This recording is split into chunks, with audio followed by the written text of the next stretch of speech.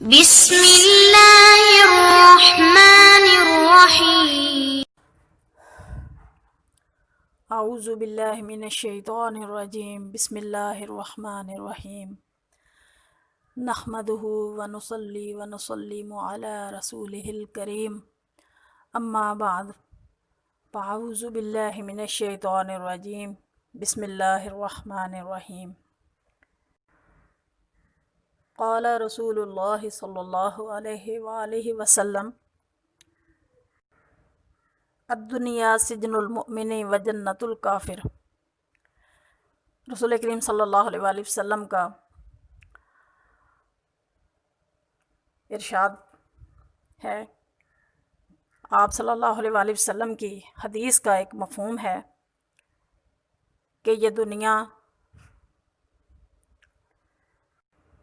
مومن کے لیے قید خانہ اور کافر کے لیے جنت ہے، اور سمجھدار ہے وہ شخص جو اپنے نفس پر قابو رکھے اور موت کے بعد آنے والی تمام چیزوں میں مشغول رہے، اور کسی کام کے لیے تیاری اس کے بغیر نہیں ہوتی کہ ہر کام اس کا اہتمام کرے، اس کا ذکر تذکرہ رہے، اس لیے کہ جو شخص دنیا میں منہمک ہے اور اس کے دھوکے کی چیزوں میں پھنسا ہوا ہے، اس کی شہوتوں پر فریفتہ ہے، اس کا دل موت سے کبھی غافل نہیں رہتا۔ اسی کو حق تعالی شانہ ارشاد فرماتے ہیں، آپ صلی اللہ علیہ وآلہ وسلم ان سے کہہ دیجئے کہ جس موت سے تم بھاگتے ہو وہ تم کو آ پکڑے گی، پھر تم اس ذات پاک کی طرف لے جائے جاؤ گے جو ہر پوشیدہ اور ظاہر بات کو جاننے والی ہے، پھر وہ تم کو تمہارے سب کیے ہوئے کام جتا دے گی اور ان کا بدلہ دے گی۔ سورہ جمعہ رکوع نمبر 1 میں اللہ پاک کا ارشاد ہے۔ تو علماء لکھتے ہیں کہ موت کے بارے میں آدمی 4 طریقے کے ہوتے ہیں۔ ایک تو وہ لوگ ہیں جو دنیا میں دھنسے ہوئے ہیں، جن کو موت کا ذکر بھی اس وجہ سے اچھا نہیں لگتا کہ اس سے دنیا کی لذتیں چھوٹ جائیں گی۔ ایسا شخص موت کو کبھی یاد نہیں کرتا، اور اگر کبھی یاد کرتا بھی ہے تو برائی کے ساتھ، اس لیے کہ دنیا کو چھوٹنے کا اس کو قلق اور افسوس ہوتا ہے۔ اور دوسرا شخص وہ ہے جو اللہ کی طرف رجوع کرنے والا ہے۔ اللہ کی طرف رجوع تو کرنے والا ہے، مگر ابتدائی حالت میں ہے، موت کے ذکر سے اس کو اللہ تعالیٰ کا خوف بھی ہوتا ہے اور اس سے توبہ میں پختگی بھی ہوتی ہے۔ یہ شخص بھی موت سے ڈرتا ہے، مگر نہ اس کی وجہ سے کہ دنیا چھوٹ جائے گی، بلکہ اس وجہ سے کہ اس کی توبہ تام نہیں ہے۔ یہ بھی ابھی مرنا نہیں چاہتا تاکہ اپنے حال کی اصلاح کر سکے، اور اس کی فکر میں لگا ہوا ہے کہ یہ شخص موت کے ناپسند کرنے میں معذور ہے، اور یہ حضور اقدس صلی اللہ علیہ وآلہ وسلم کے اس ارشاد میں داخل نہ ہوگا جس میں حضور صلی اللہ علیہ وآلہ وسلم نے فرمایا ہے کہ جو شخص اللہ تعالیٰ کے ملنے کو ناپسند کرتا ہے، اللہ تعالیٰ جل شانہ بھی اس کے ملنے کو ناپسند فرماتے ہیں، اس لیے کہ یہ شخص حقیقت میں حق تعالیٰ شانہ کی ملاقات سے کراہت نہیں کرتا، بلکہ اپنی تقصیر اور کوتاہی سے ڈرتا ہے۔ اس کی مثال اس شخص کی سی ہے جو محبوب کی ملاقات کے لیے اس سے پہلے کچھ تیاری کرنا چاہتا ہو تاکہ محبوب کا دل خوش ہو، البتہ یہ ضروری ہے کہ یہ شخص اس کی تیاری میں ہر وقت مشغول رہتا ہے اور اس کے سوا کوئی دوسرا مشغلہ اس کو نہ ہو، اور اگر یہ بات نہیں ہے تو پھر یہ بھی پہلے شخص جیسا ہی ہے، یہ بھی دنیا میں منہمک ہے۔ تیسرا وہ شخص ہے جو عارف ہے، اس کی توبہ کامل ہے، پختہ ہے۔ یہ لوگ موت کو محبوب رکھتے ہیں، اس کی تمنا کرتے ہیں، اس لیے کہ عاشق کے لیے محبوب کی ملاقات سے زیادہ بہتر وقت اور کون سا ہو سکتا ہے۔ موت کا وقت ملاقات کا وقت ہے، عاشق کو وصل کے وعدے کا وقت ہر وقت خود ہی یاد رہا کرتا ہے، وہ کسی وقت بھی اس کو نہیں بھولتا۔ یہی لوگ ہیں جن کو موت کے جلدی آنے کی تمنائیں رہتی ہیں، وہ اسی قلق میں رہتے ہیں کہ موت آ ہی نہیں چکتی کہ اس کے معاصی کے گھر سے جلد خلاصی ہو۔ ایک روایت میں حضرت حذیفہ رضی اللہ تعالیٰ عنہ کے انتقال کا وقت جب قریب ہوا تو فرمانے لگے، محبوب محبوب موت احتیاج کے وقت آیا، جو ندم ہو وہ کامیاب نہیں ہوتا۔ یا اللہ تجھے معلوم ہے کہ ہمیشہ مجھے فقر و غنا سے زیادہ محبوب رہا، ہمیشہ مجھے فقر غنا سے زیادہ محبوب رہا، یعنی کہ مجھے فقیری جو ہے وہ امیری سے زیادہ محبوب رہی ہے، زیادہ میں نے پسند کیا، اور بیماری صحت سے زیادہ پسندیدہ رہی، اور موت زندگی سے زیادہ پسندیدہ رہی۔ مجھے جلدی سے موت عطا کر دے کہ تجھ سے ملوں۔ چوتھی قسم جو سب سے اونچا درجہ ہے ان لوگوں کا ہے جو حق تعالیٰ جل شانہ کی رضا کے مقابلہ میں تمنا بھی رکھتے ہیں۔ وہ اپنی خواہش سے اپنے لیے نہ موت کو پسند کرتے ہیں نہ زندگی کو، یہ عشق کی انتہا میں رضا اور تسلیم کے درجہ کو پہنچے ہوئے ہیں۔ بہرحال موت کا ذکر ہر حالت میں معجب و اجر ثواب ہے، اور جو شخص دنیا میں دھنسا ہوا ہے اس کو بھی موت کے ذکر سے اس کی لذتوں میں کمی آئے گی، اور کچھ نہ کچھ تو دنیا سے ہی پیدا ہی ہوگا۔ اس لیے حضور اقدس صلی اللہ علیہ وآلہ وسلم کا ارشاد ہے کہ لذتوں کو توڑنے والی چیز موت ہے۔ تو میرے ویورز، ہمیں چاہیے کہ ہم موت کو کثرت سے یاد کیا کریں، یعنی اس کے ذکر سے اپنی لذتوں میں کمی کیا کریں تاکہ اللہ جل شانہ کی طرف رجوع ہو سکے۔ ایک حدیث مبارکہ میں حضور صلی اللہ علیہ وآلہ وسلم کا ارشاد ہے کہ اگر جانوروں کو موت کے متعلق اتنی معلومات ہوں جتنی تم لوگوں کو ہیں تو کبھی کوئی موٹا جانور تم کو کھانے کو نہ ملے۔ وہ اپنی اس غم میں اتنے دبلے ہو جائیں کہ ہڈیوں کا ڈھانچہ نظر آئیں، اور انسان کتنا نادان ہے کہ غفلت میں پڑا ہوا ہے۔ موت کے خوف سے دبلے ہو جائیں وہ جانور جن کو موت کے بارے میں پتہ ہو، تو اللہ پاک نے یہ انسان اور حیوانات میں یہی فرق رکھا ہے۔ حضرت عائشہ رضی اللہ تعالیٰ عنہ نے رسول اکرم صلی اللہ علیہ وآلہ وسلم سے دریافت کیا کہ کوئی شخص بغیر شہادت کے بھی شہیدوں میں ہو سکتا ہے؟ تو حضور صلی اللہ علیہ وآلہ وسلم نے فرمایا کہ جو شخص دن رات میں 20 مرتبہ موت کو یاد کرے وہ شہیدوں میں شامل ہو سکتا ہے۔ تو ایک حدیث میں مبارکہ میں ہے کہ جو شخص 25 مرتبہ یہ دعا پڑھے وہ شہیدوں کے درجہ میں ہو سکتا ہے۔ تو یہ دعا کون سی ہے؟ یہ دعا ہے بسم اللہ الرحمن الرحیم، اللہم بارک لی فی الموت وفی ما بعد الموت۔ تو اس دعا کو روزانہ جو شخص 25 مرتبہ روزانہ اس کو پڑھے گا تو یہ موت کو یاد کرنا کے برابر ہے۔ تو اللہ پاک اس کا جب اس کے مرنے کے بعد اسے شہیدوں میں شامل فرما دیں گے انشاءاللہ العزیز۔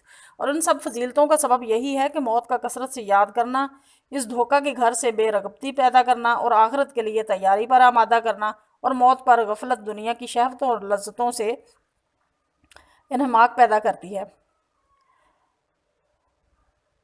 ایک مرتبہ حضور اقدس صلی اللہ علیہ وسلم کا ایک مجلس پر سے گزر ہوا جہاں زور زور سے ہنسنے کی آوازیں آ رہی تھیں۔ حضور صلی اللہ علیہ وسلم نے ارشاد فرمایا کہ اپنی مجالس میں لذتوں کو مقدر کرنے والی چیز کا تذکرہ شامل کر لیا کرو۔ صحابہ رضی اللہ تعالیٰ عنہ نے عرض کیا، یا رسول اللہ صلی اللہ علیہ وسلم، لذتوں کو مقدر کرنے والی کیا چیز ہے؟ تو حضور پاک صلی اللہ علیہ وسلم نے فرمایا کہ موت۔ ایک اور حدیث شریف میں آیا ہے کہ موت کو کثرت سے یاد کیا کرو، یہ گناہوں کو زائل کرتی ہے اور دنیا سے بے رغبتی پیدا کرتی ہے۔ ایک اور حدیث مبارکہ میں ارشاد ہے کہ اگر تم کو معلوم ہو جائے کہ مرنے کے بعد تم پر کیا کیا گزرے گی تو کبھی رغبت سے کھانا نہ کھاؤ، کبھی لذت سے پانی نہ پیو۔ تو میرے ویورز، ہمیں ان تمام چیزوں کو اپنی زندگی میں لانا ہے، اپنی زندگی میں شامل کرنا ہے۔ تو میں نے اس سے پہلے بھی ایک ویڈیو میں یہ بتایا تھا کہ ہمیں چاہیے کہ ہم زیادہ سے زیادہ استغفار کریں اور درود پاک پڑھیں۔ جو چیز اللہ اور اس کے رسول صلی اللہ علیہ وسلم کو پسند ہے تو ہمیں وہ کرنا چاہیے۔ کلمے کا ذکر کرنا چاہیے، رات کو ہمیں کلمے پڑھ کے سونے چاہیے، اپنے گناہوں کی معافی مانگ کے سونے چاہیے، ہم اپنے دشمنوں کو اور اپنے جن سے روز کے معاملات ہمارے ہوتے ہیں ہم ان کو معاف کر کے سوئیں، اور صبح اٹھیں تو اللہ تعالیٰ کی سے پناہ مانگیں، شیطان مردود سے بچنے کی اور گناہوں سے بچنے کی پناہ مانگیں، تو انشاءاللہ العزیز ہم اللہ تعالیٰ کے مضبوط قلعہ میں ہوں گے۔ اور 25 مرتبہ روزانہ موت کی یہ دعا جو ہے اس کو پڑھنے سے اتنا فائدہ ہوتا ہے کہ انسان کا دل ہر وقت زندہ رہتا ہے اور موت اس پر آسان ہو جاتی ہے۔ ایک صحابی نے عرض کیا، یا رسول اللہ صلی اللہ علیہ وآلہ وسلم، مجھے موت سے محبت نہیں ہے، کیا علاج کروں؟ حضور صلی اللہ علیہ وآلہ وسلم نے فرمایا، تمہارے پاس کچھ مال ہے؟ انہوں نے عرض کیا کہ ہے۔ تو حضور پاک صلی اللہ علیہ وآلہ وسلم نے فرمایا کہ اس مال کو آگے چلتا کر دو۔ آدمی کا دل مال سے لگا رہتا ہے، جب اس کو آگے بھیج دیتا ہے تو خود بھی اس کے پاس جانے کو دل چاہتا ہے، اور جب پیچھے چھوڑ دیتا ہے تو خود بھی اس کے پاس رہنے کو دل چاہتا ہے۔ تو یعنی آگے بھیج دینے سے مراد یہ ہے کہ اللہ کی راہ پہ خرچ کر دو۔ جب جو مال اللہ کی راہ پہ خرچ کیا ہوتا ہے وہ آخرت میں انسان کے لیے گناہوں کی تلافی کا سبب بنتا ہے۔ تو ایک حدیث پاک میں ہے کہ جب 2/3 رات گزر جاتی ہے تو حضور اقدس صلی اللہ علیہ وآلہ وسلم فرماتے ہیں، لوگو اللہ کو یاد کر لو، اللہ کو یاد کر لو، عنقریب قیامت کا زلزلہ پھر سور پھونکنے کا وقت آ رہا ہے، اور ہر شخص کی موت اپنی ساری سختیوں سمیت آ رہی ہے۔ حضرت عمر بن عزیز رضی اللہ تعالیٰ عنہ کا معمول تھا کہ روزانہ رات کو علماء کے مجمع کو بلاتے اور موت کا، قیامت کا اور آخرت کا ذکر کرتے، اور ایسا روتے جیسا جنازہ سامنے رکھا ہوا ہو۔ ایک بزرگ کہتے ہیں کہ میں نے حق تعالی شانہ سے دعا کی کہ مجھے قبرستان والوں کا حال دکھا دیجئے۔ میں نے ایک رات کو دیکھا گویا قیامت قائم ہو گئی ہے اور لوگ اپنی قبروں سے نکلنے لگے ہیں۔ ان کو میں نے دیکھا کہ کوئی سندس پر اور ایک خاص اعلیٰ قسم کا ریشم ہے، کوئی شخص سو رہا ہے، کوئی ریشم پر ہے، کوئی اونچے اونچے تخت پر ہے، کوئی پھولوں پر ہے، کوئی ہنس رہا ہے، کوئی رو رہا ہے۔ میں نے کہا، یا اللہ، اگر یہ سب ایک ہی حال میں ہوتے تو کیسا اچھا ہوتا۔ ایک شخص نے ان مردوں میں سے کہا کہ یہ اعمال کے تفاوت کی وجہ سے ہے۔ سندس والے نے تو اچھی عادتوں والے میں اور ریشم والے شہداء ہیں۔ سندس والے جو سندس پر لیٹے ہوئے ہیں وہ اچھی عادتوں والے ہیں، اور جو ریشم والے ہیں وہ شہداء ہیں، اور جو پھولوں پر لیٹے ہوئے ہیں وہ کثرت سے روزہ رکھنے والے ہیں، اور رونے والے گناہ گار ہیں۔ اور اعلیٰ مرتبہ رکھنے والے، اونچے تخت والے جو ہیں وہ لوگ ہیں جو اللہ تعالیٰ جل شانہ کی وجہ سے آپس میں محبت رکھتے تھے۔ یعنی کہ اللہ محبت کرو تو اللہ کے لیے، بغض کسی سے رکھو تو اللہ کے لیے۔ یعنی کہ بغض رکھنے کا مقصد یہ ہے کہ اگر کوئی شخص برا ہے اور آپ کی نصیحت کرنے کے باوجود وہ آپ سے الجھتا ہے تو اسے پیچھے ہٹ جاؤ اس سے، کہ جب دیکھا کہ یہ نصیحت سمیٹنے کے قابل نہیں ہے تو اس سے پیچھے ہٹ جاؤ، اس سے نفرت کرو تو اللہ کے لیے، اگر کسی سے ملو تو اللہ کے لیے۔ ایک کفن چور تھا، وہ قبریں کھود کر کفن چرایا کرتا تھا۔ اس نے ایک قبر کھودی تو اس میں ایک شخص اونچے تخت پر بیٹھے ہوئے دیکھے۔ قرآن پاک ان کے سامنے رکھا ہوا تھا، وہ قرآن شریف پڑھ رہے تھے، اور ان کے تخت کے نیچے ایک نہر چل رہی تھی۔ اس پر ایسی دہشت طاری ہوئی کہ بے ہوش ہو کر گر پڑا۔ لوگوں نے اس کو قبر سے نکالا۔ 3 دن کے بعد اسے ہوش آیا۔ لوگوں نے قصہ پوچھا تو اس نے سارا حال سنایا۔ بعض لوگوں نے اس قبر کے دیکھنے کی تمنا کی، اس سے پوچھا کہ قبر بتا دے۔ اس نے ارادہ بھی کیا کہ ان کو لے جا کر قبر دکھاؤں۔ رات کو خواب میں اس قبر والے بزرگ کو دیکھا، کہہ رہے ہیں کہ تو نے میری قبر بتائی تو ایسی آفتوں میں پھنس جائے گا کہ یاد کرے گا، یعنی کہ اگر تو نے میری قبر بتائی، اس کی نشاندہی کرائی تو ایسی آفتوں میں پھنس جائے گا کہ ہمیشہ یاد کرے گا۔ تو اس نے پھر وعدہ کر لیا کہ میں قبر نہیں بتاؤں گا۔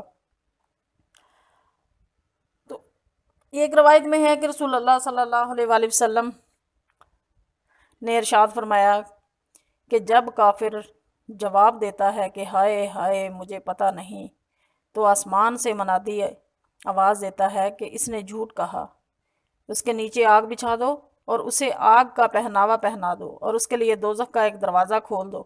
چنانچہ دوزخ کا دروازہ کھول دیا جائے گا اس کی قبر کے اندر، جس کے ذریعے دوزخ کی تپش اور سخت گرم لو آتی رہتی ہے، اور اس کی قبر تنگ کر دی جائے گی، یہاں تک کہ اس کی ایک طرف کی پسلیاں دوسری پسلیوں میں دھنس جائیں گی۔ استغفر اللہ، استغفر اللہ، استغفر اللہ۔ پھر اس کو عذاب دینے کے لیے ایک عذاب دینے والا مقرر کر دیا جائے گا جو اندھا اور بہرا ہوگا۔ اس کے پاس لوہے کا گرز ہوتا ہے جس کی حقیقت یہ ہے کہ اگر وہ پہاڑ پر مار دیا جائے تو پہاڑ ضرور مٹی ہو جائے۔ پھر ارشاد فرمایا کہ اس گرز کو ایک مرتبہ مارتا ہے تو اس کی آواز کو انسان اور جنات کے علاوہ پورے پچھم کے درمیان کی ساری مخلوق سنتی ہے۔ ایک مرتبہ مارنے سے وہ مٹی ہو جاتا ہے اور پھر روح لوٹا دی جاتی ہے، اور پھر دوبارہ گرز مارے جانے سے وہ اس زور سے چیختا ہے کہ انسان اور جنات کے سوا اس کے قریب کی ہر چیز اس چیخ پکار کو سنتی ہے۔ صرف اللہ تعالیٰ نے انسان اور جنات کو سنوایا ہے، اس کے علاوہ نہیں سنوایا، اس میں پردہ رکھا، اور باقی تمام مخلوقات جو ہے، ہر چیز جو ہے وہ اس عذاب کو سنتی ہے۔ تو استغفر اللہ کر کے کہوں گی کہ میرے بہن بھائیوں، ابھی بھی وقت ہے، توبہ کا دروازہ بند ہونے سے پہلے ہمیں چاہیے کہ ہم اللہ سے توبہ کر لیں، ہم اپنے رب کو منا لیں۔ موت کی ہچکی کے شروع ہونے سے پہلے ہم اپنے رب کو منا لیں، ہم اپنے گناہوں کی توبہ کریں اپنے رب سے، اور ایسے عمل کریں کہ جو ہمارے رب کو پسند ہوں اور نبی پاک صلی اللہ علیہ وسلم کو پسند ہوں۔ اور سب سے پہلی بات یہ ہے کہ صدقہ جاریہ جو ہے وہ ہے سخاوت کرنا اور اپنے بچوں کی، اپنی اولاد کی بہترین تربیت کرنا۔ یہ دو چیزیں صدقہ جاریہ ہیں۔ جس نے اپنی اولاد کی بہترین تربیت کی، اس نے قیامت تک کے لیے اپنے لیے نیکیاں چھوڑ دیں، اور جس نے صدقہ کیا، جس نے کوئی مسجد بنوا لی، کسی کے پاس پانی کا انتظام نہیں ہے تو اس کو موٹر لگوا دی، کہیں کوئی قبرستان کے لیے جگہ نہیں ہے تو وہاں قبرستان بنوا دیا، وہاں پہ جگہ دے دی قبرستان کے لیے۔ اور اگر کہیں کسی دیہات میں کسی ایسی جگہ پر جہاں ڈاکٹر کا انتظام نہیں ہے، جہاں پہ کوئی ایمبولینس کوئی گاڑی نہیں ہے، وہاں پہ ایسی چیزیں جو ہیں وہ ان کو مہیا کر دی، تو یہ صدقہ جاریہ ہوگا۔ پنکھے لگوا دیے مسجد میں، کسی غریب کو پنکھا لگوا دیا، تو اس طرح سے کہ جو انسان کے اعمال ہیں ان کی دگ و دو میں ہر وقت لگا رہے، جس سے ہمارے نامہ اعمال کی کمی اور کوتاہی پوری کرے۔ تو میرے ویورز، میں انشاءاللہ ہمیشہ کوشش کروں گی کہ آپ تک اچھی باتیں پہنچاؤں، اور پیارے آقا علیہ الصلوۃ والسلام کا فرمان اور اللہ تعالیٰ کا فرمان آپ تک پہنچاؤں۔ اگر میری ویڈیو آپ کو پسند آئی ہو تو لائک کریں، شیئر کریں، اور چینل کو سبسکرائب نہیں کیا تو سبسکرائب کریں تاکہ میری ہر نئی آنے والی ویڈیو آپ تک پہنچتی رہے۔ تو مجھے دعا میں یہ ضرور یاد رکھیے گا، میں انشاءاللہ آپ کے لیے دعا کروں گی۔ تو ملتے ہیں ایک نئی ویڈیو کے ساتھ، تب تک کے لیے اجازت دیجیے۔ اللہ حافظ، فی امان اللہ۔